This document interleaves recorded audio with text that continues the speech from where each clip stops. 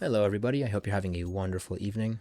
In this video, I want to talk about this feeling that I've been having recently that time is speeding up. And I'm not saying it's actually speeding up. I'm not claiming that, oh my god, the rules of the universe have suddenly, changed and God's fast forwarding time or anything like that. No, that's not what I'm talking about. I'm talking about more the idea that my perception of time has accelerated in a way. I feel like time just feels like it's going by much more quickly. And I'll explain what I mean. But first, I would like to note that this video is made 100% by a human, me. No AI involved whatsoever. Not even for the idea or for anything. I will always let you know if I use AI and how. And I will never use AI to write my scripts. If I do, then I have died and an imposter among us has taken my place. So anyway, on to the main matter, the meat, the sustenance, the venison of this subject. Okay, time. Yeah, I don't want to talk about time. Time is complicated. No one really knows what it is or what it means. We do know that it passes by. We do know that it leads to change in the universe. You can't have change without time. And that change feels like it's been going by faster recently. And it might be because my life circumstances have changed. It might be because, maybe I'm depressed or something. I don't know. But I know that there is one major fact about this acceleration that I can't ignore, and it's that it's happening as I get older. And at first you might say, oh, duh, I mean, everything happens as you get older. It's just, are you stupid or something? But think about it, right? When I was a kid, and I'm sure that you can attest to this too if you're not still a kid. If you're a kid watching this video, then I don't know what to say. That's just, yeah, whatever. But if you're an adult watching this video, you could probably understand what I'm saying. But essentially, as a kid, I felt like time was so vast. It was so slow. I remember watching days crawl by one. And obviously, my days were full of, I was doing stuff, but at the same time, time felt like it was just so much more significant back then. I remember days, entire days. I remember big events. Everything felt bigger, more vast, more profound, more impactful. Things felt so much heavier as a child, including time. And now that I'm an adult, time feels like it's going by so quickly that stuff doesn't really matter as much anymore. It's just like things just happen and they're gone. And this is a little scary. It's a little unsettling, I will admit. But I have a theory as to why this is happening. And in fact, it probably correlates with the theory in Vsauce's video. I haven't watched it recently, so I'm not going to claim to remember what it is, but I think it's something along these lines. But it essentially revolves around the idea that as children, our brains are a lot more neuroplastic, a lot more impressionable, a lot more open to input, a lot more, what do I say? Yeah, just a lot more impressionable. And things feel more important because it's a biological adaptation that our brains have made over our development as humans. And it makes sense. Children have a lot to learn about the world. They're born into this crazy set of circumstances, this existence, this reality, and they have to come to grips with it quickly so they can survive. Most animals do this very quickly. I mean, there's animals that are born and within an hour or whatever, they're already walking around and eating and basically fully functional. They're just, they ship right out of the box with all the software. But humans need a ton of upgrades and patches and a lot of, you got to just, it takes forever. It takes like a long time for a human to become functional. It takes like a quarter of their whole lives to do that. So, we're not the most efficient developmental animals.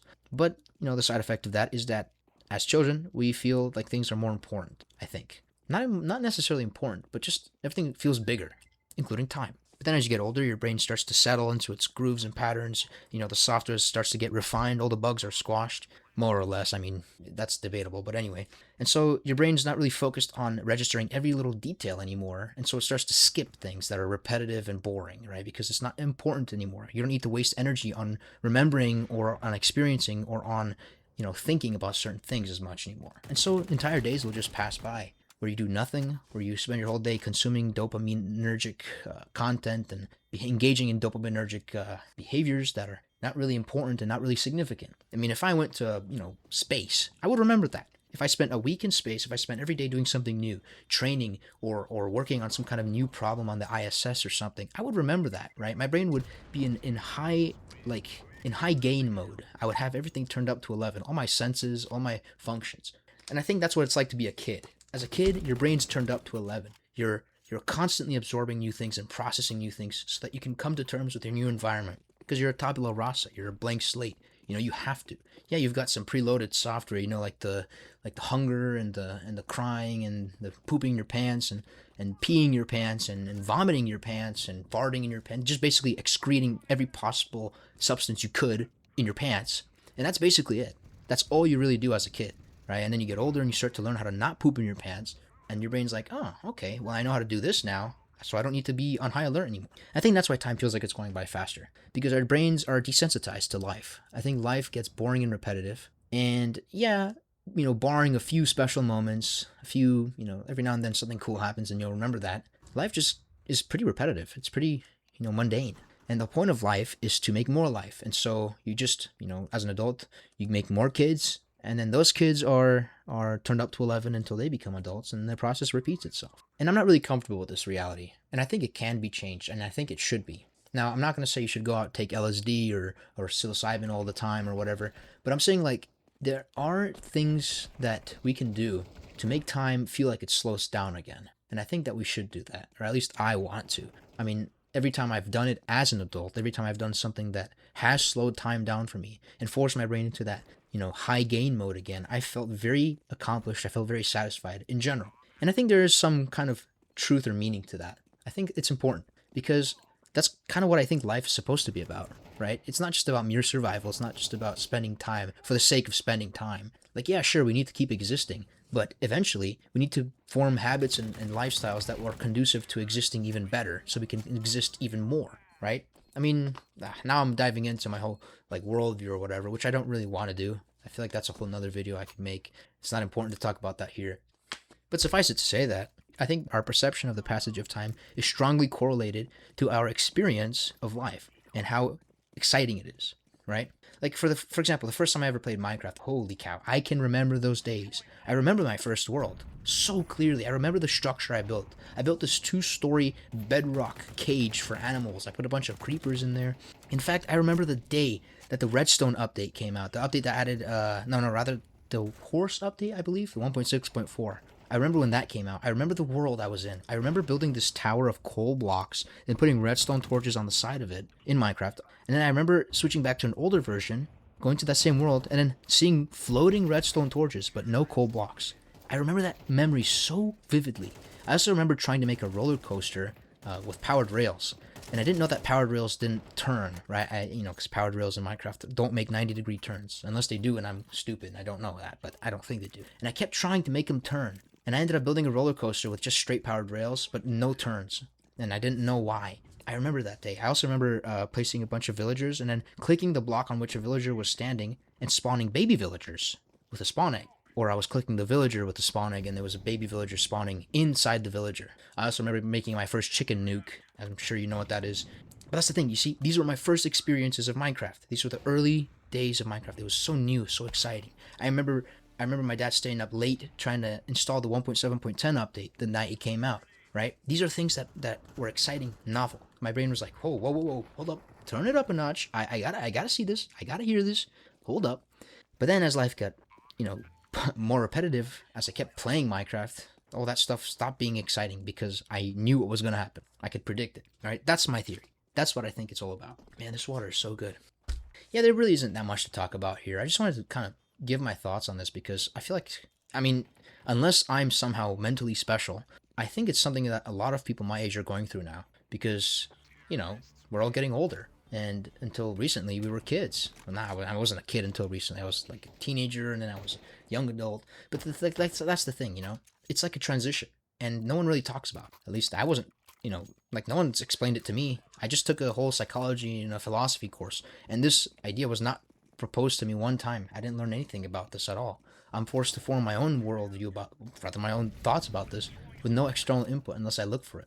I think that's a little wrong. I think we should talk about this kind of thing in school. Again, I'm going to dive into the whole school thing, but I do think we should address things like this in school to prepare people for the future. It would be awesome. I think it would be good. I think it would be helpful. But yeah, time is speeding up, and it's because life just gets more boring as you get older. And I think we should keep seeking novel experiences as humans to spice life up, to make it exciting again, to slow down time. Because it's strange. Sometimes I think, well, hold on, I'm going to die anyway, so what's the point of life, right? Why am I still here? But then I think, well, okay, so I'm going to die anyway. Well, then why does the present exist if the end is already decided for me? And then I realize there's no such thing as the future, and there's not really any such thing as the past. Because if you think about it, the future and the past are contained in the present on what's happening now.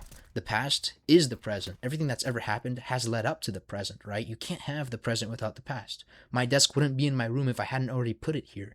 That's the present. The fact that the desk is here is the past.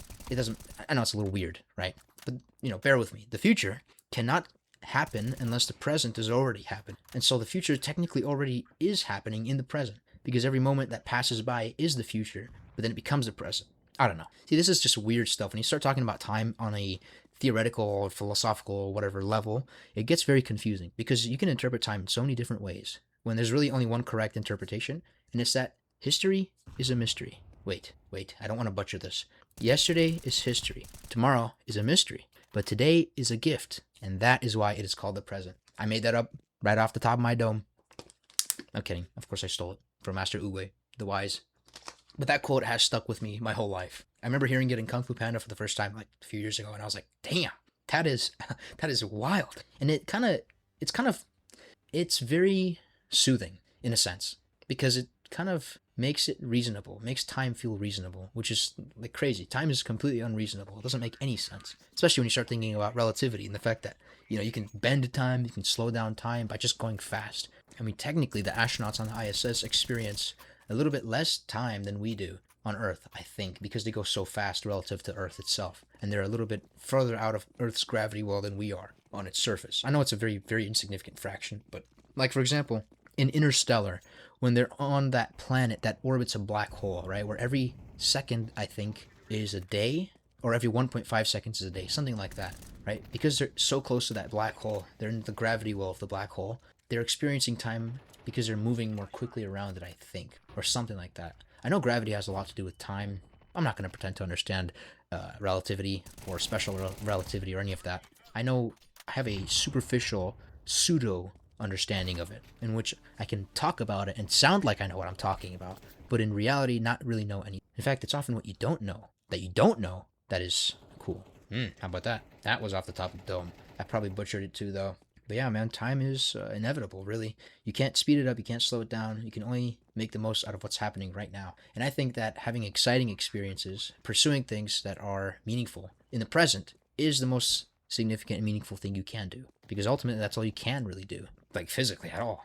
You can't control the past. Worrying about it doesn't make any sense, you know? And you can't control the future. Worrying about the future is completely useless, even though it feels more reasonable. Oh, some people might argue, worrying about the future helps you prepare for it. Sure, but how do you prepare for the future? Like, what do you actually do to prepare for the future? Let's say that you're going to die. What do you do to prepare for that? Do you avoid death? Do you avoid, eating food because it might kill you? I, for example, have this irrational fear of getting a prion disease from eating beef. And it's because it terrifies me. There's no cure. It's just like horrible. And I know someone, or at least I know someone that knows someone that died from something like that. It's horrifying. And so I haven't eaten beef in over a year now. And it's irrational. I know it's an incredibly rare disease. It's not likely to affect me ever.